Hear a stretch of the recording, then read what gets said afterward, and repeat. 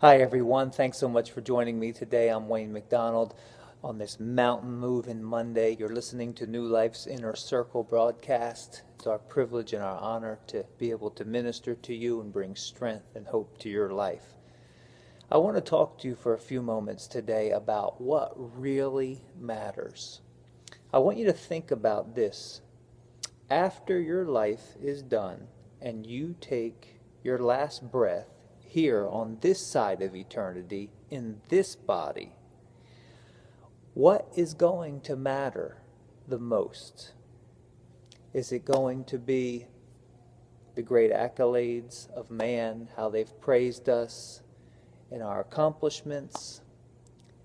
Is it going to be our degrees or how much money we left to our kids, to our kids' kids? Those things have their place of importance. I'm not against education. I have a degree myself. I'm for education. Matter of fact, I love and I'm very focused on Christian education. I think it's very important. I think degrees can open doors for you and can unlock opportunities to be able to serve more people. But in the light of eternity, what is going to matter the most is how well you and I loved other people. A matter of fact, if you listen to the lives of those that have had near-death experiences, which I have for the last almost, 29 years, heard testimonies and been in services where people have testified of having near-death experiences and what they experienced. Just recently, now this is not a near-death experience, but my grandmom who lived in Washington State for many, many years, she just went home to be with the Lord not too long ago. And when she was about to leave her body, she was in the bed and she got up in bed and she lifted her hands to the Lord. And she put her hands over her chest. She laid back down and she left. Man, I'll tell you what, that is the way to go. Now, for those that have had near-death experiences and have come back, they've been resuscitated, which happens very often. Matter of fact, in America, get this, like every 1 out of 25 people have had near-death experiences. That's how common this is in the state that we are with modern medicine, how we're able to resuscitate people when they get into automobile wrecks or they have some type of near-death situation because of all kinds of issues that can be caused. But they say when they cross over, they all say the same thing. There's a theme. They meet what they call the man of light. In the book of Revelation, John the Revelator describes him very, very detailed and vivid detail. Jesus, the Son of God, the man of light. They say they meet this man of light. And you know what he's interested in?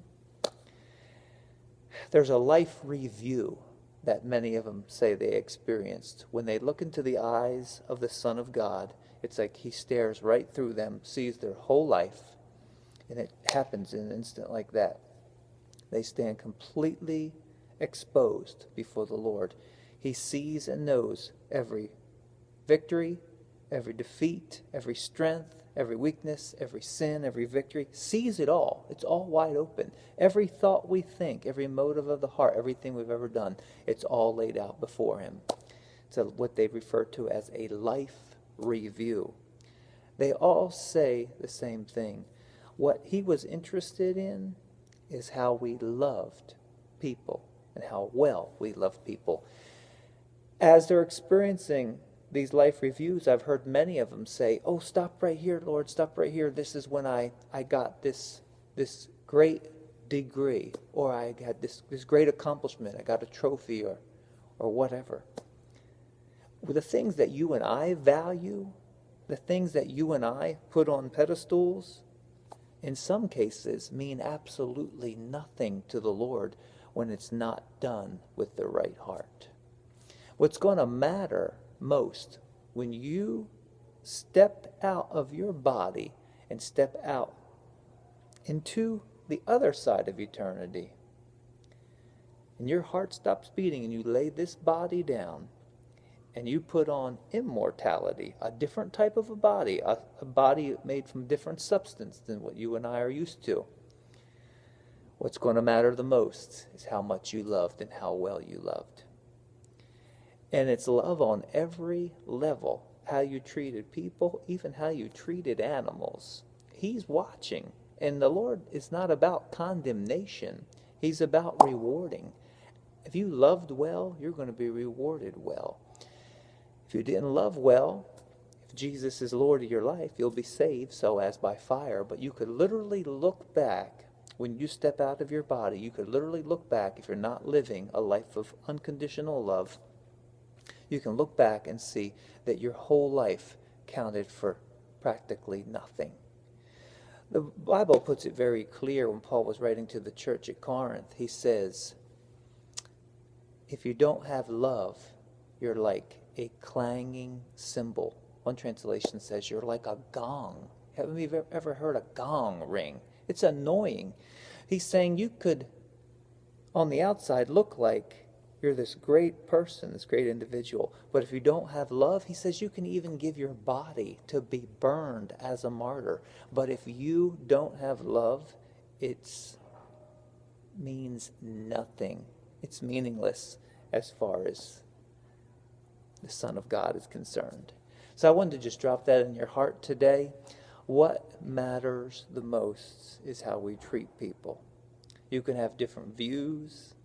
You can have different perspectives, but it all comes down to you still have to love. You don't have to agree with people's lifestyle. You don't have to agree with their views, but you still have to love unconditionally, no matter what. Well, thanks so much for joining me and being a part of the Inner Circle. Don't forget to subscribe and to share these podcasts with others because they are touching hearts and changing lives. Well, thanks so much for joining me on this Mountain Moving Monday. Have a blessed day.